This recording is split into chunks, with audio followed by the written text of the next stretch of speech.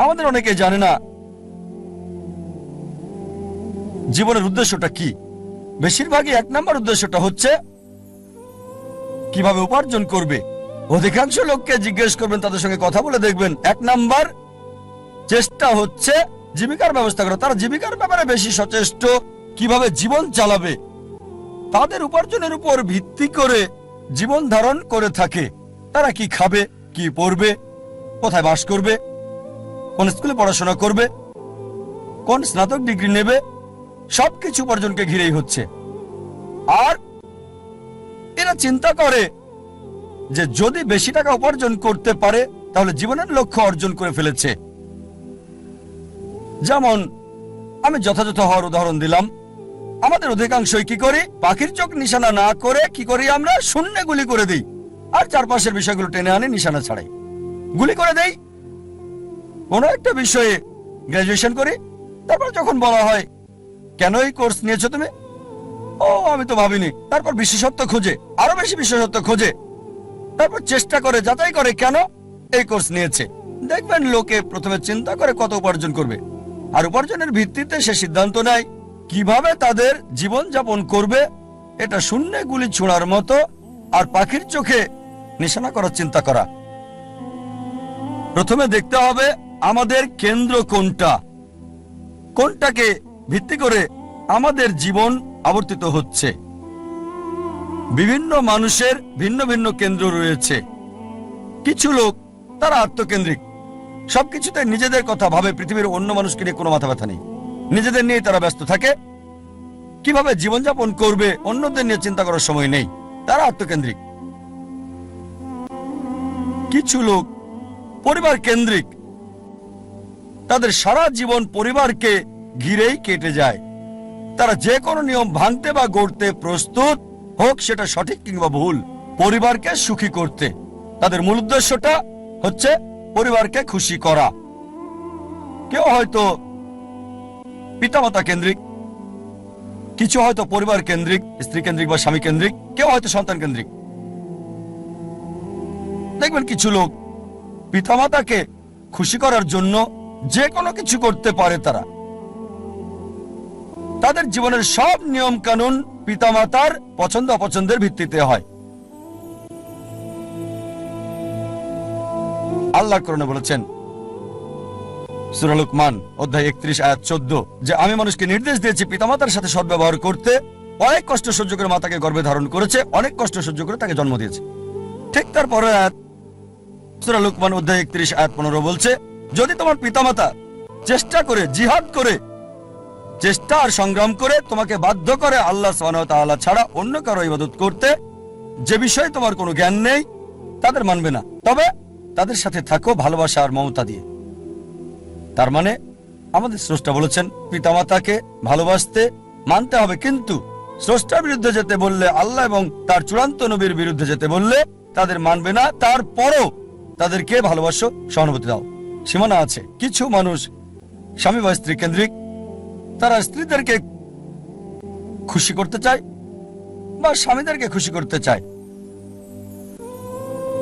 আর ধরেন কারো স্ত্রী খুবই দামি ডায়মন্ড নেকলেস চাইল, তার দেওয়ার সামর্থ্য নেই, সে কি করলো, ভিক্ষা করলো, ধার করলো বা চুরি করলো আর ওই ডায়মন্ডের নেকলেসটা স্ত্রীর জন্য কিনে আনলো।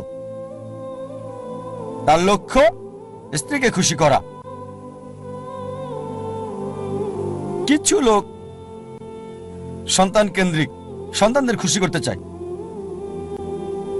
অনেক সময় দেখা যায় হয়তো কারো ছেলে বিদেশে গিয়ে লেখাপড়া করতে চায়, সে যে বিষয়ে ভর্তি হতে যাচ্ছে সেটা অপ্রয়োজনীয়, এটা তাকে দুনিয়াতেও সাহায্য করবে না, আখিরাতেও সাহায্য করবে না। তারপর কারণ ছেলে বিদেশে পড়তে চায়, এই লোক সম্পত্তি বন্ধক রাখে এবং ছেলেকে আমেরিকাতে পাঠায় আর বলে আমার ছেলে তো আমেরিকায় পড়ছে, যদিও তার লক্ষ্যটা হচ্ছে সে ছেলেকে আমেরিকাতে পড়াবে। আসলে উদ্দেশ্যটা কি, জীবনটা কোন কেন্দ্রিক? কিছু লোক যারা হচ্ছে সমাজকেন্দ্রিক। আমরা জানতে চাই আমাদের পরিবারের বাইরের লোকজন কি চিন্তা করে, এভাবে পুরো জীবনটা সমাজকেন্দ্রিক হয়ে যায়। কিছু লোক প্রতিবেশী কেন্দ্রিক, প্রতিবেশীর সাথে প্রতিযোগিতায় লিপ্ত। একটা গল্প মনে পড়ে গেল। একসময় একজন ফেরেশতা এসে এক লোককে বলল, আমি তোমার উপর খুশি, তুমি যা চাইবে আমি তোমাকে তাই দেব, তবে একটা শর্ত, যা তুমি চাইবে আমি তোমাকে সব দেব, তবে তোমার প্রতিবেশীকে দেব তার দ্বিগুণ। লোকটা বলল, একটা রোলেক্স ঘড়ি আমার চাই। ফেরেশতা তাকে রোলেক্স ঘড়ি দিয়ে দিল। প্রতিবেশী দুটো রোলেক্স ঘড়ি পেল। লোকটি বলল, একটা মার্সিডিজ গাড়ি আমার চাই। ফেরেশতা তাকে মার্সিডিজ গাড়ি দিল। প্রতিবেশীকে দুটো মার্সিডিজ দিল। লোকটি বলল, একটা সুন্দর বড় বাংলো চাই। ফেরেশতা তাকে সুন্দর বড় বাংলো দিল। তার প্রতিবেশীকে দেওয়া হলো দুটো সুন্দর বড় বাংলো। লোকটি পরে বলল, দয়া করে আমার শেষ ইচ্ছাটা তুমি পূরণ করে দাও। কি সেটা? আমার একটা চোখ তুমি নষ্ট করে দাও, যাতে কিছু আমি চোখে না দেখতে পাই।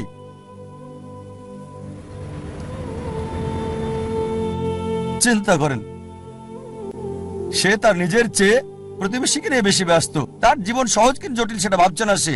প্রাচুর্য কি দারিদ্রতা যাই থাকুক, সে বেশি চিন্তিত তার প্রতিবেশীর চেয়ে ভালো জীবন যাপন করা নিয়ে। এ কারণেই সে ফেরেশতাকে বলল, আমার একটা চোখ নষ্ট করে দাও, যাতে প্রতিবেশীর দুটো চোখই নষ্ট হয়ে যায়। এভাবে আমরা প্রতিবেশী কেন্দ্রিক। নিজে সুখী কিনা ভাবছে না, দেখতে পারবে কিনা সেটা ব্যাপার না। যেহেতু প্রতিবেশী সম্পূর্ণ অন্ধ হবে, তাই একটা চোখ হারাতে কোনো আপত্তি নাই। প্রতিবেশী কেন্দ্রিক। কিছু লোক বন্ধু কেন্দ্রিক, কিছু আবার শত্রু কেন্দ্রিক। তারা বেশি চিন্তিত তার শত্রু কি করছে সেটা নিয়ে। শত্রু কি চিন্তা করছে আমার ব্যাপারে তা নিয়ে পরিকল্পনা করে। শত্রু যদি এটা করে আমি ওটা করবো। সব সময় সারা জীবন চিন্তা করে এভাবে শত্রুরা কি করছে। এটা আপনি পাবেন বিভিন্ন ক্ষেত্রে। ব্যবসায় চিন্তা করছে তার শত্রুর ব্যাপারে, ছাত্র চিন্তা করছে শত্রুর ব্যাপারে। তারা যা চিন্তা করে তার প্রতিরোধ চিন্তা করে। শত্রু যা চিন্তা করছে তার প্রতিরোধমূলক চিন্তা। বেশিরভাগ সময় তারা কাটায় শত্রুর মোকাবেলার চিন্তা করে। তাদেরকে একটা সুন্দর শান্তির উপদেশ দিতে চাই, যা আমি অনুসরণ করি। যদি কেউ আপনার দিকে পাথর ছুঁড়ে মারে, নিজেকে এতটা উঁচুতে নিয়ে যান যাতে পাথর আপনাকে ছুঁতে না পারে। কেউ আপনার দিকে ঢিল ছুঁড়ে মারলে নিজেকে এমন উঁচুতে নিয়ে যান যাতে পাথর আসতে না পারে। তাহলে প্রতিযোগিতার প্রশ্ন আসবে কি করে? আপনার বিরুদ্ধে শত্রুর পরিকল্পনার সুযোগ আসবে কি করে? আরেকটা উপদেশ, যদি কেউ ইট ছুঁড়ে মারে আপনার দিকে, এই ইট দিয়ে ঘর তৈরি করেন আপনি। স্কুলে শিখতাম মার্শাল আর্ট, কেরাতি, জুডো। যদি বড় কেউ আপনাকে ধাক্কা দেয়, কি করতে হবে? সাইড স্টেপ নিতে হবে। তার শক্তি কাজে লাগিয়ে তাকে ফেলতে হবে, তার শক্তির ব্যবহার। কেউ যখন আপনাকে ইট মারবে, সেই ইট দিয়ে ঘর তৈরি করেন। কিছু লোক সুনাম কেন্দ্রিক। তারা সুনাম চায়, মূল উদ্দেশ্য খ্যাতি পাওয়া। যে কোনো অনৈতিক কাজ করতে প্রস্তুত, নিয়ম কানুন বিসর্জন দিতে পারে। কিছু লোক তারা হচ্ছে ভোগবাদী। তারা সম্পদ কেন্দ্রিক। সব সময় চিন্তা করে অর্জন কি, কত সম্পদ করেছে, তারা কি পড়ে। আর এটা কমন, খুবই কমন মানুষের মধ্যে, বিশেষ করে ধনীদের মধ্যে। বন্ধুদের সাথে দেখা হলে গল্প শুরু করে, কোন ব্র্যান্ডের ঘড়ি পরেছো? এটা কি ট্যাগ হিয়র নাকি ওমেগা? ও এটা রোলেক্স। ফিতাটা কিসের? আয়রনের নাকি চামড়ার? বেসারটা কি? ও কোন ধরনের ডাল?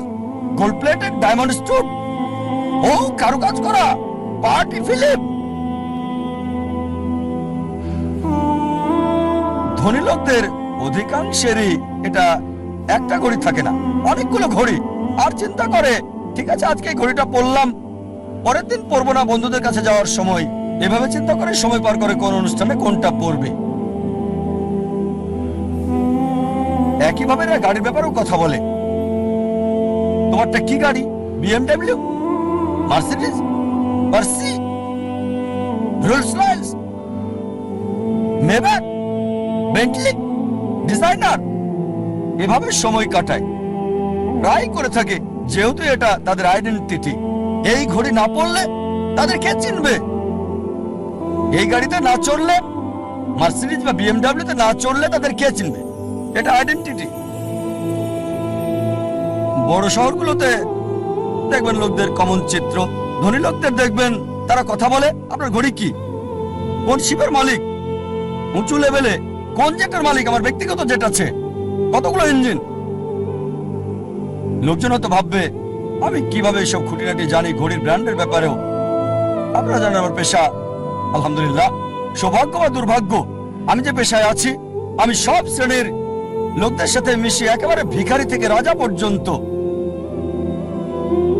আল্লাহ আমাকে দয়া করেছেন, ভালো অথবা মন্দ আমি চারপাশের লোকদের সাথে মিশি, ভিখারি থেকে রাজা পর্যন্ত।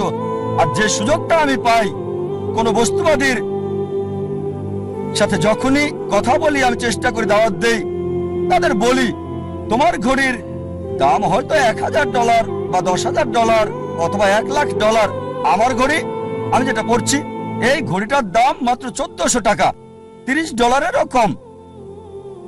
অনেক বছর ধরে ব্যবহার করছি, ভালো সার্ভিস দিচ্ছে, একেবারে তোমারটার মতোই। সাধারণ ঘড়ি, দাম মাত্র $1400। আলহামদুলিল্লাহ, আল্লাহ দয়া করেছেন, আমি যেগুলো নাম বললাম অধিকাংশ ব্র্যান্ডই উপহার পেয়েছি, সবগুলো ব্র্যান্ডই উপহার পেয়েছি। এই সবগুলো ওমেগা, রোলেক্স অনেক পেয়েছি। আর আমি নবী মুহাম্মদ সাল্লাল্লাহু আলাইহি ওয়াসাল্লামের পথ অনুসরণ করেছি। আমি অন্য দায়ীদের দিয়ে দেই, আমার স্টাফদের দিয়ে দেই, যাতে করে আমি খুতুয়াতুশ শয়তান থেকে দূরে থাকতে পারি। অনেক সময় অনেক উপলক্ষে আমাকে নিমন্ত্রণকারীরা তাদের ব্যক্তিগত জেট প্লেন আমার জন্য পাঠায়, ব্যক্তিগত জেট প্লেন আমাকে নিয়ে যাওয়ার জন্য তারা পাঠিয়ে দেয়। এমন অনেকবারই হয়েছে।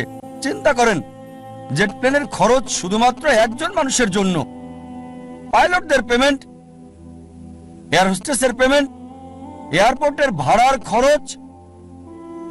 তাই আমি তাকে বললাম এটা সবচেয়ে ভালো হয় যদি একটা ইকোনমিক ক্লাস টিকিট পাঠান।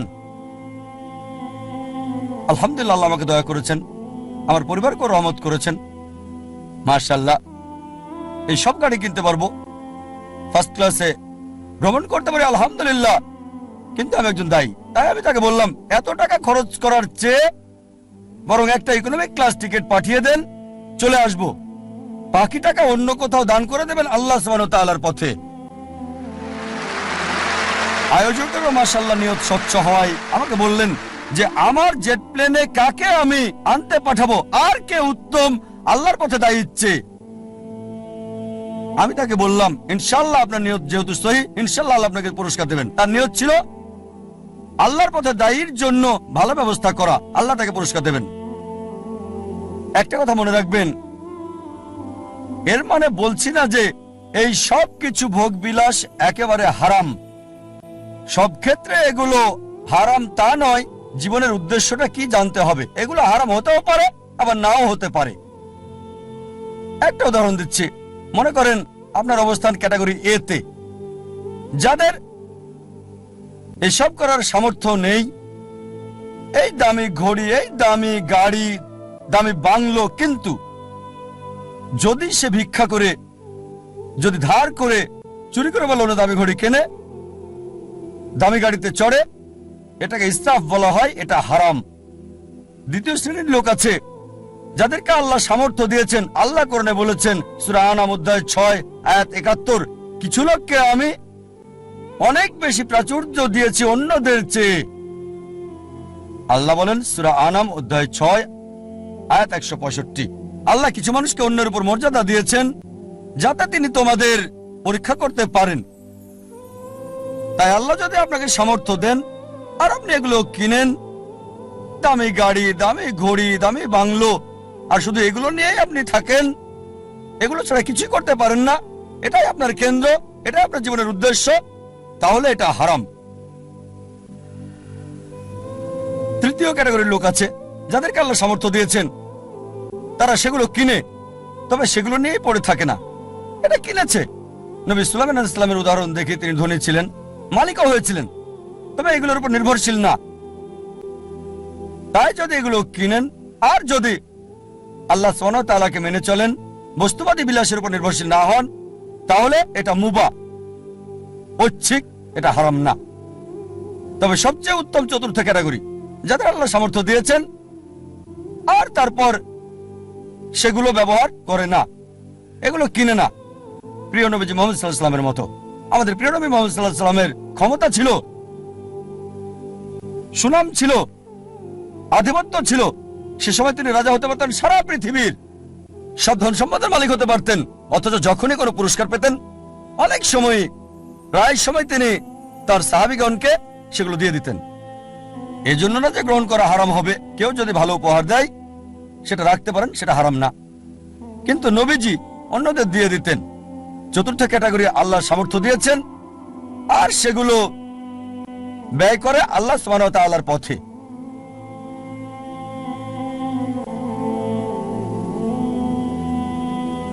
আমাদের গন্তব্য নির্ধারণ করতে হবে, আমাদের কেন্দ্র কোনটি। মানব জাতির জন্য সবচেয়ে গুরুত্বপূর্ণ গন্তব্য আল্লাহ কেন্দ্রিক হতে হবে। তার উদ্দেশ্য, তার লক্ষ্য হতে হবে আল্লাহ সুবহানাহু ওয়া তাআলা এবং সর্বশেষ চূড়ান্ত নবী মুহাম্মদ সাল্লাল্লাহু আলাইহি ওয়াসাল্লাম। আর বিশ্বাস করেন, আল্লাহ কেন্দ্রিক হলে আপনার নিজেকে অবহেলা করতে হবে না, পরিবারকে অবজ্ঞা করতে হবে না, আপনার সমাজকেও না। আল্লাহ কেন্দ্রিক হলে আল্লাহ বলেছেন, নিজের যত্ন নাও, রাতে ঘুমাও। আল্লাহ বলেছেন পরিবারের দেখাশোনা করতে।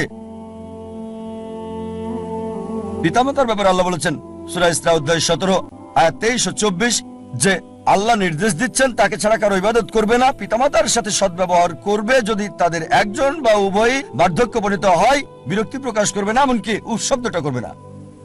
বিনীতভাবে কথা বলো, দয়ার ডানা মেলে দাও আর দোয়া করো, হে আল্লাহ তাদের অনুগ্রহ করো যেভাবে তারা আমাকে শৈশবে লালন করেছেন। তার মানে যদি আল্লাহ কেন্দ্রিক হন, পিতামাতাকে ভালোবাসতে হবে, সম্মান করতে হবে, মান্য করতে হবে। যদি তারা আল্লাহ এবং রাসূলের বিরুদ্ধে যায় সেক্ষেত্রে মানবে না, তারপরও ভালোবাসা সহানুভূতি থাকতে হবে। সূরা লুকমান অধ্যায় 31 আয়াত 14 এবং 15। যদি আল্লাহ কেন্দ্রিক হন তার মানে এই না যে স্ত্রীর খোঁজ খবর নেবেন না। একটা হাদিস আছে প্রিয় নবীজি মুহাম্মদ সাল্লাল্লাহু আলাইহি ওয়াসাল্লামের, আহমদ ইবনে হাম্বল, হাদিস নাম্বার 7396। আমাদের নবীজি মুহাম্মদ সাল্লাল্লাহু আলাইহি ওয়াসাল্লাম বলেছেন, মুমিনদের মাঝে সেই সবচেয়ে উত্তম যে তার পরিবারের সাথে ভালো, বিশেষ করে স্ত্রীর সাথে। আল্লাহ কেন্দ্রিক হলে পরিবারকে অবহেলা করতে হবে না, সমাজকে অবহেলা করতে হবে না। আল্লাহ বলেন সূরা মাউন অধ্যায় 107 আয়াত 1 থেকে 7 যে প্রতিবেশীর হক আদায় করো, প্রতিবেশীকে সাহায্য করো। প্রিয় নবী মুহাম্মদ সাল্লাল্লাহু আলাইহি ওয়াসাল্লাম বলেছেন, এই হাদিসটা আছে সহিহ বুখারীতে ভলিউম 1 বুক অফ ফেথ হাদিস নাম্বার 13 যে সে কখনোই পূর্ণ মুমিন নয় যদি তার ভাইয়ের জন্য তা পছন্দ না করে যা সে নিজের জন্য করে থাকে। তার মানে অন্যদেরও দেখাশোনা করতে হবে। তাই আল্লাহ কেন্দ্রিক হওয়া মানে এই না যে সবকিছুকে অবহেলা করে ভিখারির মতো জীবনযাপন করতে হবে। তবে কেন্দ্র হবে আল্লাহ। আল্লাহ যদি সম্পদ দেন, সেই সম্পদকে আল্লাহর রাস্তায় ব্যয় করেন। আল্লাহ সুনাম দিলে আল্লাহর রাস্তায় সেটা ব্যয় করতে হবে। আল্লাহ আপনাকে গুণ দিলে, আল্লাহ আপনাকে অনুগ্রহ দিলে আল্লাহর রাস্তায় সেটাকে ব্যয় করেন। সবচেয়ে বড় উদাহরণ, রোল মডেল, যে মানুষটি সম্পূর্ণভাবে আল্লাহ কেন্দ্রিক ছিলেন, সর্বশেষ এবং চূড়ান্ত নবী মুহাম্মদ সাল্লাল্লাহু আলাইহি সাল্লাম। আমাদের প্রিয় নবী মুহাম্মদ সাল্লাল্লাহু আলাইহি সাল্লাম সবচেয়ে বড় উদাহরণ। তিনি সবকিছুতে আল্লাহ কেন্দ্রিক ছিলেন। আর তিনি শুধু মুসলিম জাতির জন্যই আসেননি, সমগ্র মানব জাতির জন্য রহমত স্বরূপ। আল্লাহ কোরআনে বলেন সূরা আম্বিয়া অধ্যায় 21 আয়াত 107, ওয়ামা আরসালনাকা ইল্লা রাহমাতাল লিল আলামিন, আমি তো তোমাকে অবশ্যই সমগ্র মানব জাতির রহমত হিসেবে প্রেরণ করেছি, সমগ্র সৃষ্টির রহমত হিসেবে, সমগ্র পৃথিবীর জন্য রহমত। একজন মানুষের জন্য সবচেয়ে ভালো উদাহরণ, যার জীবনের সবচেয়ে ভালো উদ্দেশ্য ছিল। মানব জাতির সবচেয়ে বড় উদাহরণ একজন মানুষের জন্য, বর্বর জাতিকে যিনি মানব জাতিতে রূপান্তরিত করেছেন, যে মানুষটা মানব জাতিকে বদলে দিয়েছিলেন। আর ইতিহাস পড়লে ঘন্টা দিন একসাথে বলে যেতে পারবেন। মুসলিমরা কি বলছে সেটা বাদ দেন, নবীজি মুহাম্মদ সাল্লাল্লাহু আলাইহি সাল্লাম সম্পর্কে শত শত অমুসলিমের কথার উদ্ধৃতি দিতে পারবেন যারা নবীজির প্রশংসা করেছেন। এখানে কয়েকটা উদাহরণ দিচ্ছি। জর্জ বার্নার্ড শ, তিনি বলেছেন মুহাম্মদ সাল্লাল্লাহু আলাইহি সাল্লাম সম্পর্কে যে আমি তার সম্পর্কে পড়েছি, মানে নবী মুহাম্মদ সাল্লাল্লাহু আলাইহি ওয়াসাল্লাম, আর আমার মতে নিরপেক্ষ অবস্থান থেকে বললে তাকে মানবতার রক্ষাকারী বলা উচিত। George Bernard Shaw. Thomas Carlyle বিখ্যাত ঐতিহাসিক ছিলেন, তিনি একজন ইউরোপিয়ান অমুসলিম। তার লেখা একটা বই হিরোজ অ্যান্ড হিরো ওয়ারশিপ, তিনি বীরদের ইতিহাস তুলে ধরেছেন। আর এক নম্বর হিরো, একজন বীর নবী, তিনি ঈসা আলাইহিস সালাম ছিলেন না, তিনি মুসা আলাইহিস সালাম ছিলেন না, দাউদ আলাইহিস সালাম ছিলেন না, সুলাইমান আলাইহিস সালাম ছিলেন না, তিনি ছিলেন মুহাম্মদ সাল্লাল্লাহু আলাইহি সাল্লাম। চিন্তা করেন, থমাস কার্লাইল একজন ইউরোপিয়ান, একজন খ্রিস্টান, তিনি এক নম্বর বীর নবী হিসেবে রেখেছেন নবী মুহাম্মদ সাল্লাল্লাহু আলাইহি সাল্লামকে। আমরা লামার্টিনের কথা বলতে পারি। লামার্টিন ছিলেন বিখ্যাত ঐতিহাসিক, তিনি ফরাসি, বই লিখেছেন দ্য হিস্টোরি অফ দ্য টক্স। তিনি লিখেছেন, যদি উদ্দেশ্যের মহানুভবতা, সামর্থ্যের সীমাবদ্ধতা আর অসাধারণ ফলাফল, এই তিনটি বিষয় একজন ব্যক্তির মহত্ব নির্ণয়ের মাপকাঠি হয়, আধুনিক ইতিহাসে কাউকে পাওয়া যাবে না যে নিজেকে তুলনা করবে নবী মুহাম্মদ সাল্লাল্লাহু আলাইহি ওয়াসাল্লামের সাথে। উদ্দেশ্যের মহানুভবতা, সামর্থ্যের সীমাবদ্ধতা আর অসাধারণ ফলাফল, এই তিনটি বিষয় হচ্ছে একজন মানুষের মহত্ব যাচাইয়ের মাপকাঠি। মানব ইতিহাসে এমন কাউকে দেখি না আধুনিক ইতিহাসে যে মুহাম্মদ সাল্লাল্লাহু আলাইহি ওয়াসাল্লামের কাছাকাছি যাবে। তারপর আরো লিখেছেন, মানব জাতির সকল গুণাবলীতে কোন মানুষই নিজেকে নবী মুহাম্মদ সাল্লাল্লাহু আলাইহি ওয়াসাল্লামের সাথে তুলনা করতে পারবে না। মাইকেল এইচ হার্ট, বিখ্যাত ঐতিহাসিক, একটা বই লিখেছেন, মানব ইতিহাসে সবচেয়ে প্রভাবশালী 100 ব্যক্তি আদম আলাইহিস সালাম থেকে শুরু করে বর্তমান সময় পর্যন্ত, আর এক নম্বর অবস্থানে রেখেছেন নবী মুহাম্মদ সাল্লাল্লাহু আলাইহি ওয়াসাল্লামকে। মানব ইতিহাসে সবচেয়ে প্রভাবশালী মানুষ আদম আলাইহিস সালাম থেকে শুরু করে বর্তমান পর্যন্ত নবী মুহাম্মদ সাল্লাল্লাহু আলাইহি ওয়াসাল্লাম। আর লিখেছেন তিনি, আমার পছন্দ মুহাম্মদ সাল্লাল্লাহু আলাইহি ওয়াসাল্লামকে এক নম্বরে রাখা দেখে অনেক মানুষই এটা মানতে চাইবেন না, অনেকেই স্বীকার করতে চাইবেন না, অনেক মানুষই এটা মানতে চাইবেন না। তবে যে কারণে আমি নবী মুহাম্মদ সাল্লাল্লাহু আলাইহি ওয়াসাল্লামকে এক নম্বরে রেখেছি তা হলো তিনি ইতিহাসের একমাত্র ব্যক্তি যিনি ধর্মীয় ক্ষেত্রে সফল মানুষ ছিলেন, পাশাপাশি অন্যান্য ক্ষেত্রেও।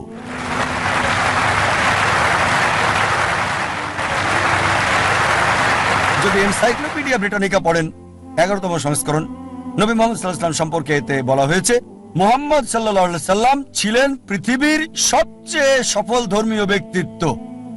চিন্তা করেন, এনসাইক্লোপিডিয়া ব্রিটানিকা। তারা বাধ্য, আর কেউ নেই বলার মতো। তারা সত্য বলতে চেয়েছে, চেষ্টা করেছে, তাদের সত্য বলতেই হবে, কারণ আল্লাহ কোরআনে বলেছেন সূরা ইসরা অধ্যায় 17 আয়াত 81, وقل جاء الحق وزهق الباطل إن الباطل كان زهوقا। যখন সত্য মিথ্যার বিরুদ্ধে দাঁড়ায়, মিথ্যা ধ্বংস হয়ে যায়, আর মিথ্যার ধ্বংস অনিবার্য। আল্লাহ কোরআনে বলেন সূরা কালাম অধ্যায় 68 আয়াত 4, নিশ্চয়ই নবী মুহাম্মদ সাল্লাল্লাহু আলাইহি সাল্লাম উত্তম চরিত্রের উপর অধিষ্ঠিত। আল্লাহ বলেন সূরা আহজাব অধ্যায় 33 আয়াত 21, অবশ্যই নবী মুহাম্মদ সাল্লাল্লাহু আলাইহি সাল্লামের জীবনের মধ্যে তোমাদের জন্য রয়েছে উত্তম আদর্শ। নবী মুহাম্মদ সাল্লাল্লাহু আলাইহি সাল্লাম জীবনের সকল ক্ষেত্রেই সফল ছিলেন, কেবল ধর্মীয় ক্ষেত্রে নয়, রাজনৈতিক ক্ষেত্রে সফল, নিরপেক্ষতার ক্ষেত্রে, সুষ্ঠু জীবনযাপনের ক্ষেত্রে তিনি এতই সফল ছিলেন যে তার প্রত্যেকটা কাজই আমাদের জন্য অনুসরণীয়। তিনি কি পড়তেন, যদি অনুসরণ করেন ইনশাআল্লাহ সওয়াব পাবেন। আদেশ করেছেন আর নিজেও টাকনুর উপরে কাপড় পরতেন, যদি টাকনুর উপরে কাপড় পরেন ইনশাআল্লাহ পুরস্কার পাবেন। ওই ব্যক্তির মতো বিজ্ঞানী হতে চাইলে আইজাক নিউটনের লম্বা চুল সাহায্য করবে না, তার জুতা সাহায্য করবে না, কাপড় সাহায্য করবে না। কিন্তু যদি নবীজির মতো হতে চান, তিনি যা করেছেন সেগুলোর মতো, তাকে কপি করেন, আপনার কল্যাণ হবে এই পৃথিবীতে, পাশাপাশি আখিরাতেও। তিনি বলেছেন দাঁড়িয়ে রাখতে, যদি দাঁড়িয়ে রাখেন ইনশাআল্লাহ কল্যাণ হবে আপনার। নবীজি যা করেছেন জীবনের সকল ক্ষেত্রে সফল ছিলেন তিনি, সবচেয়ে উত্তম রোল মডেল সব মানুষের জন্য।